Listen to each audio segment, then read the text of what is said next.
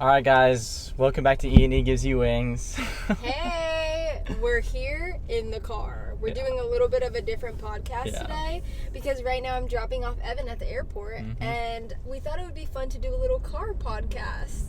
And I'm very nervous because we're going to be multitasking. Yeah, so hopefully we don't get in a car crash. Hopefully everything goes smoothly. But safety first. Yeah, exactly. So today we are doing a Q&A. And we posted on our story a couple days ago asking for questions, and so we're going to respond to those questions on our podcast today. We're super excited because I know you guys have a lot of questions about us as a couple and like just our lives as a whole.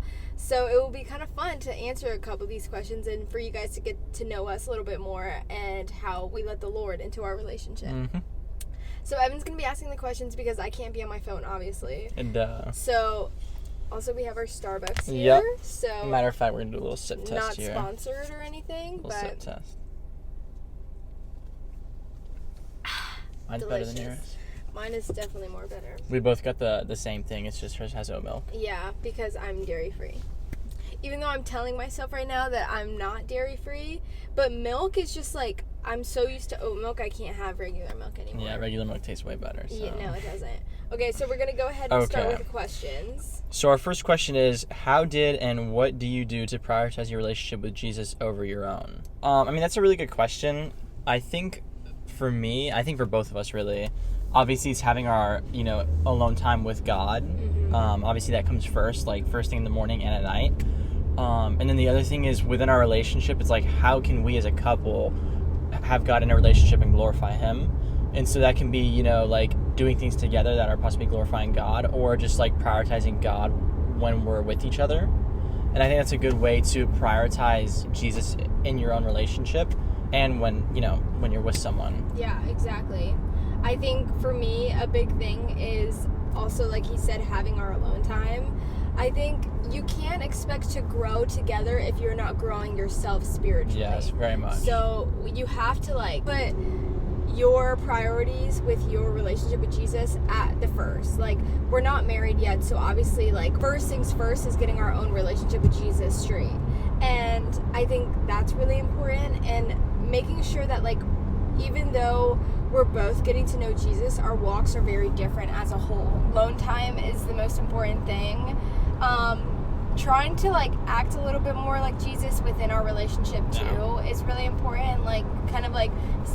Dying to our own flesh and sacrificing to what the other person needs, preparing ourselves for that, because it's really important. Submission and I definitely think putting Jesus at the forefront of your relationship, in the sense of when you guys are doing things together, how are you glorifying God?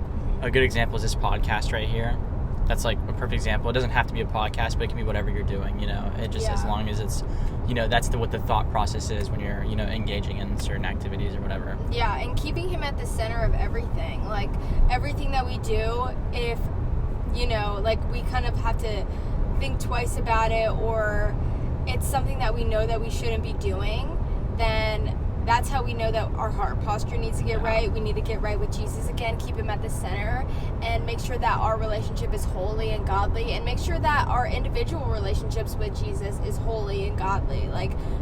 You obviously can't be, we're not perfect or anything, but we both can't strive to have a godly relationship if we're not acting godly ourselves. Exactly. So I really enjoyed that question. It's just prioritizing Jesus, I think, is the main thing. And just, I think we both have to be understanding of that with each other too. If, I'm getting really overwhelmed and okay, Evan, I need to go have some Bible time or whatever, or I need to go to myself. Evan's going to respect that, and the same vice versa. We both understand that we're trying to be better for each other, and that's obviously going to have to deal with a lot of sacrifices, and understanding that, Evan's not my everything right now. Jesus is. Our next question is, favorite Bible verse? Okay, I think my favorite Bible verse right now is, if God is for us. That's what I was going to say, bro. Are you serious? What is that? That is literally what I was going to say. Well, you stole that from me because I've been telling you that's my favorite Bible verse. No, you haven't. Yes, I have. That's my favorite Bible verse. No, it's not. Bro. Evan is lying. Well, I guess we have the same one because that's my favorite one Well, right now. that's I can't my lie favorite one to right it. now Okay. because it's just like, if God is for us, who can be against us? Like, powerful. we can do anything. Yeah. And we don't have to care about the fear of man. We don't have to care about what other people think. We don't have to care about the validation of like people telling us we can or can't do this, because God is the person that it will always be for us. He can tell us that we can do anything, so that means that we can't do anything. Yeah. And we are worthy because of him. So I just think that Bible verse is just so powerful. I really like that one. That one's really nice. I mean, everything she said, I mean, I don't really have too much to add. I think it's just like, when you really like sit there and think about it, like, if God is for us, then who is against us? Yeah. Like, it makes all your little problems that you have seem so insignificant. Mm-hmm. You know, like whenever I'm stressing about things that really aren't important, that verse just helps remind you of what's important and like what matters. Yeah, I think that's Romans 8. Going Romans. I love Romans. I love the book of Corinthians too. I just have so many different Bible verses. I love iron sharpening. I can never say iron. Iron sharpens iron. Iron sharpens iron. Yeah. Whenever I say really fast, iron. I can't say iron sharp. Little Baltimore accent coming out. Bruh, I'm not from Baltimore. He thinks like I have this funny Baltimore accent. I don't. Like, no, she definitely does not. I'm not She from definitely Baltimore. Like, my friends sound like they're from Baltimore. I don't. Like, people from Baltimore, side note, we got from Bible verses to Baltimore accents. People in Baltimore, in Maryland, say wash. Like, I'm gonna go wash my clothes. What's the R for? What is the R for? George Washington. Yeah, What? That's wild. Yeah, no, that's not my thing. But yeah, so I think that one is my favorite Bible verse as of right now. I also like Hebrews 12:1 about running the race of perseverance. I really like that one because it's just a great reminder about like how God has a plan for us, and if we keep on track with that plan, if we keep running the race of perseverance, then we can do anything. And we have to fulfill our plan. We can't just, give up when the going gets tough. We truly have to keep trudging along. We have to go through the rough patches and go through, seasons of life that maybe aren't the best, but they strengthen us and they help us continue to run the race of perseverance. They help build up our endurance for that and go through the trials of life. I really enjoy Hebrews 12:1. I think that's a great verse as well. Okay, our next question is, how do you keep motivated after running for so many years? I mean, it definitely gets hard. Like, with anything in life, when you do it for a really long time, like, you sometimes have to find your purpose in it. You sometimes have to, like, understand that your identity isn't rooted in something like that. So, like, we've talked about this with, like, failures in running. A lot of the times with running, we can let our failures or our successes kind of dictate who we are as a person. And I think, like, we go through seasons of life where we constantly have a lot of failures, and it's kind of like, why am I doing this anymore? Like, this really sucks. This isn't fun anymore. I'm not having fun. And we kind of let that shape the way that we think about something that we're really passionate about. And so something that I do when I kind of get unmotivated to get out the door, or I get unmotivated to want to do a workout or continue running in the first place, because there are moments where I wanted to give up. Even with like D1 running, I've been like, oh my gosh, I don't think I can do this anymore. Something that's really helped me is going back to the reason why I started it in the first place. I started it because, one, like, my dad was my biggest inspiration, and like, I've always wanted to run as fast as he could, and I've always wanted to have all the accolades that he had, and I just thought it was super cool. I love the feeling that running gives me whenever I have a great workout, or whenever like I've pushed myself to the point where I'm like, wow, I literally can't walk anymore. Like, I enjoy those feelings of feeling accomplished about something, and I truly just think that running is like something that gets my mind off of things that are going on in my life, whether I'm really stressed out, whether I'm really like, oh my gosh, I can't even like handle these emotions right now. Like, running is my constant in my life. And so with running competitively, obviously, like, our main goal is to win, our main goal is to score points, our main goal is to what, and sometimes you can get so engulfed in like the pressure that brings, but like pointing your focus back to why you started this in the first place. This gives you joy. This is a gift that God gave you, and I think running is just such a great privilege that not many people can do. A lot of people do run, but they can't run to the point that we can, like the very elite level. So I think it's just super awesome, and like I would hate to take this gift for granted and to like just give up when the going gets tough, because life is going to get tough. I think truly just makes you a better person in real life. Like I think it shows grit, it shows character. So like sometimes I just have to like refocus, and then right now, obviously now that I'm more in my faith, I just go back to Jesus. Jesus gave me this gift for a reason. He died on the cross for me. The least that I can do is see the path that he has given me. Yeah, and I think how do I stay motivated running? That's a good question. I honestly, my personality has always been like loving to do things at an elite level. I don't know why, but I get hooked on things, and then I just want to be like the best I could possibly be at it. And so I think for running, there's no other sport really where there's no BS, there's no woulda, shoulda, couldas. It's just like, it's a run, it's a time. There's nothing to it. So there's no teammates to blame. There's no, this or that to blame. It's just, what can you do? And I really am fascinated. I love like pushing myself to be as good as I can possibly be. And I think it's really interesting to see like how good can you get, and and how long does it take, right?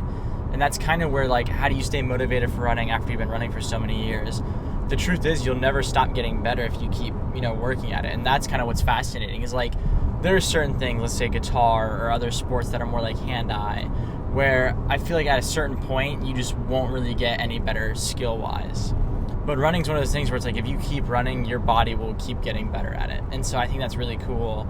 And that's why I still run. That's why I like to run, because I know I can get better. And I think that's like something that's really, inspiring. I think it's really cool how a lot of people are so supportive in the running community as well. Like, I feel like running, you can kind of pinpoint where you first started to where you ended. Like, I feel like sometimes with like other sports, it's kind of like, oh, I've stayed about the same. Oh, my skill level's about the same. Like, yeah, I've gotten better at this certain technique. But like running is just like, the progression is just insane. Like Evan said, like you can like clearly see like, oh, I've started from this point and I've only gotten better from here. And I think running, you can truly push the boundaries. Running, like, they're innovating so many different things with, like, the technology and stuff, like shoes. And, like, all of that stuff is fascinating to me. Like, pushing your body and, like, having the tools necessary to, like, make yourself the best athlete that you can be. And, like, running is truly something that, like, is up and booming right now with that kind of stuff. So I think also putting yourself in a good community. Community is just like the greatest thing that you can put yourself into. Yeah. Dive into a community where you have a bunch of like-minded people that also want the same thing as you. And I think like in high school, it's kind of tough because like a lot of people in high school are just trying to find themselves. Like they're obviously, not as motivated to get out and go run, but they're like, yeah, this is fun, I guess. Like, they have fun with it, but they're not serious. Now, at a collegiate level, it's just a whole different ball game. Like, you have so many different like-minded people. You have Olympians. You have, people that score at conference, people that make it to the national meet.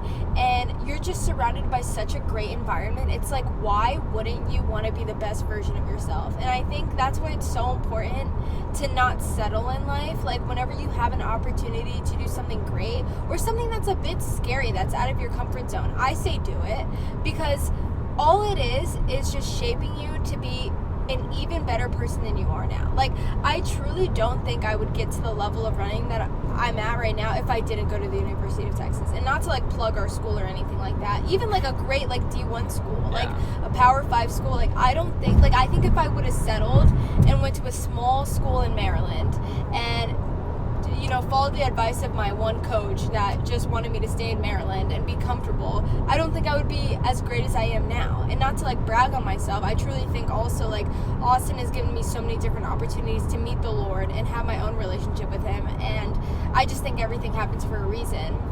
But like, truly, like I say to you, like, your community is what shapes you. It talks about that in Proverbs. Like, the people that you surround yourself with either help you or they rapidly decline you. Like, it's like one or the other. And that kind of goes with that Bible verse of iron sharpens iron. Yeah, right? And that's in Proverbs. Yeah, exactly. If you want to be elite, or if it doesn't even have to be about running. If you want to do anything, joining a group it's almost a mandatory, and it's like joining, a church group, joining a running group, joining a whatever group. It'll all, being surrounded by like-minded people will bring out the best in you, if that makes sense. Yes. And so that's why the University of Texas is great, because it's, so many great athletes who want to be elite. And that's why joining a church group is also great, So I think that definitely keeps me motivated. Just like people around me, having a great coach keeps me motivated, because there are so many moments, Coach Smith, if you're watching this, like there are so many moments where I've gone in her office and I'm like, bro, like I can't do this. Like I'm a loser. Like I suck. I don't know what's going on. And she's like, girl, you just need to build up that confidence. You just need to have more trust in yourself. Like there are small little things that may seem huge, like, oh my gosh, I can't do this anymore. But then when you have a community or you have a mentor to fall back on and that can snap you back into shape, like, girl, this isn't that big of a deal. You just need to tweak this little one thing. It keeps you motivated. It's like, okay, that's not so bad. I can fix that. Like, that's not a big deal. And so I think it's just truly, like, I say to you guys, like, if you're ever lacking motivation in anything that you're doing, and you were passionate about it once, I think obviously have boundaries. Like, I think if it's really bringing you no more joy anymore, and it's like really a struggle for you to get going on it, then maybe that's a sign that you just need to quit, or maybe that's a sign that you need to take a break.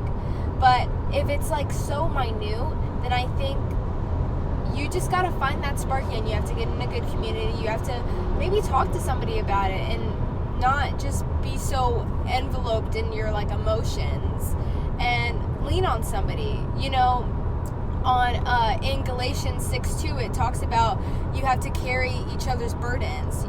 You're not supposed to carry your burdens by yourself. You go to the Lord for your burdens, but also your community can help you carry burdens. And so I think that's really important for community. That's why we always say get in a community, get in a group, talk to like-minded people, and then you can find your motivation and you can find your spark back. All right, our next question is, how do you balance school, church, God, and running? Yeah, that's a good question. I think, I've always been a person who's like kind of in a balancing act, because I do a lot of stuff, so I'm already balancing a lot of stuff as it is. And I think, honestly, there's a deep answer to it, but a really simple answer, which does much more than you realize, is get off your phone.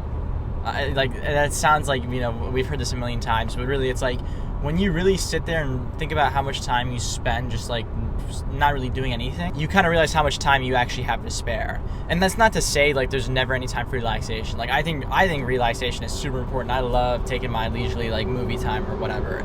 So it's not to say like, oh, you have to be grinding all the time. Like that's kind of, I don't know, I think that's kind of cheesy.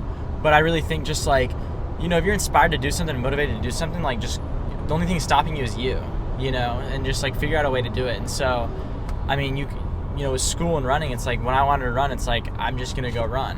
And with balancing time for church, like Sundays you go to church. There's just non-negotiable. You do it.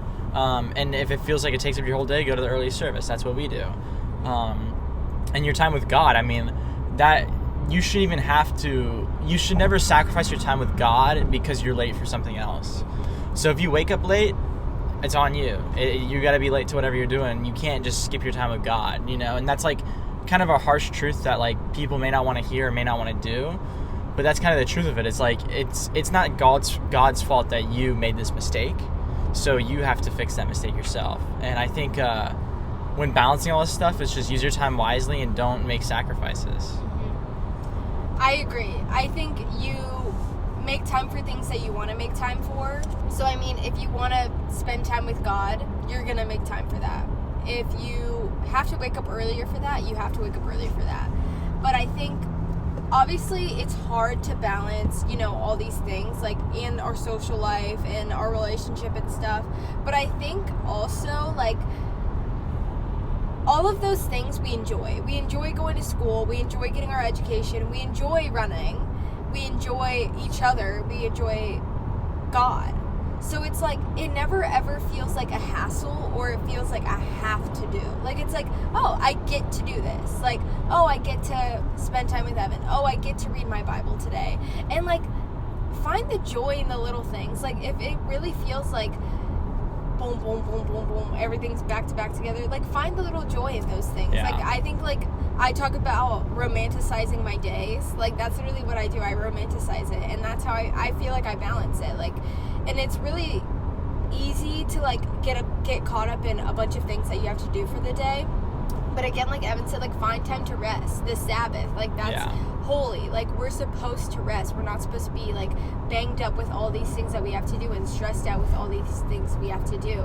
And I think it, obviously, I struggle a lot with trying to, like, find a balance for things. But I truly think, like, you make time for things that you want to make time for. And I think God, of course, shouldn't be the first thing to go, because God enjoys spending time with us. Like, and I think He enjoys us getting to know Him more too. So I love, you know, like, even again, getting in a group, that's another time where you can spend with God. I would say if there were, like, one tip that I could give to maybe help you, like, balance time better, is just, instead of thinking of these things as chores, think of it as a privilege, you know, be appreciative and grateful. Because, like, sometimes when I'm like, oh, I don't want to go run, right? We talked about this a second ago. Or, like, oh, I don't feel like reading, or, like, any of this stuff. I don't want to play guitar. I don't want to go do this.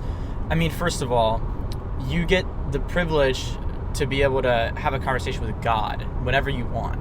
Because of Jesus. Yes, because He like, died for like us. be appreciative of that. Don't be like, oh, I have to do this. It's not a checklist item. And that's the thing. Anything that you try to make a checklist, it makes it harder to do it, and it makes it harder to, like, balance it, because it's, like, more of a chore, and then you're just like, oh my gosh, do I ever get a break? You know, you have to find a way to make these things not feel like chores, and then that's when it's not, how do I balance this? It's just, like, part of your life. Yeah. You know, so for guitar, like, I'm never like, oh, I have to practice an hour a day. For me, it's just like, oh, I just want to play my guitar. Yeah. And then it's almost like a treat. It's not like a chore, it's a treat. And so, and that goes for running too, all this stuff, anything. Yeah. Even school, like, I'm not a fan of school. I don't like studying for school and doing this stuff, but it's like... It depends on the class. Yeah, well, it does depend on the class. But I mean, like, I can't tell you that I enjoy doing everything I do. Sometimes it's a hassle. I mean, it is for everybody. But, like, I think just being appreciative of it really helps you, you know, commit to it and do it. Yeah. All right, our next question is, how long have y'all been dating? So I think we've been dating for, like... I think... We've been dating for... Let me check the a year date. and almost 8 months. Yeah, exactly. A year and almost 8 months. Yeah, I know. I have it on my brain. I know, because too. I knew it love was a year and 7 months, but I was checking the date. Yeah, but this month is going to be a year and 8 months. Yeah.